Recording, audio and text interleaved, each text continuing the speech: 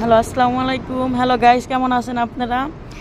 আজকে আমি যে হজরত আদম আলাইহিস সালামের কবরে যেখানে তাকে দাফন করেছে সেই জায়গাটার সামনে দাঁড়িয়ে আছি। সেখান থেকে হাজিদের সাথে মোনাজাত করলাম। আর এখানে ঢোকার এলাও নাই, তাই আপনাদেরকে কবরটা দেখাইতে পারলাম না, ভিতরে যাওয়ার এলাও নাই। অনেক হাজিদের সাথেই করছি। যে এই যে গেটটা,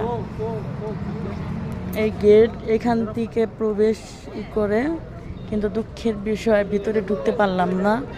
এই যে কবর মুবারক হযরত আদম আলাইহিস সালামের, আমাদের যে মানব জাতি প্রথম মানব যে হযরত আদম আলাইহিস সালাম, তার কবরস্থান এখানটার ভিতরে। তাই আর কি ভিতরে ঢুকতে পারলাম না, দুঃখের বিষয়। অনেক চেষ্টা করছিলাম ভিতরে ঢোকার জন্য, বলছিলাম কোনো অ্যালাউ কিছু না ঢোকা। এই যে বাউন্ডারিটা দেখেন, বড় বাউন্ডারি।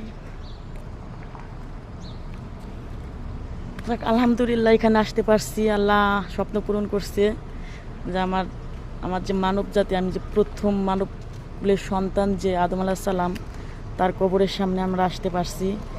আলহামদুলিল্লাহ, আল্লাহর কাছে লাখ লাখ শুকরিয়া আদায় করি। আপনারা অবশ্যই আমার পাশে থাকবেন, আমার চ্যানেলটাকে একটু লাইক করবেন, সাপোর্ট করবেন, একটু অবশ্যই সাবস্ক্রাইব করবেন, যাতে আমি যতটুকু ভিডিও ছাড়ি ততটুকু আপনাদের সবার আগে আপনারা দেখতে পারেন। রাখি। আসসালামু আলাইকুম রহমতুল্লাহি ওয়া বারাকাতুহু।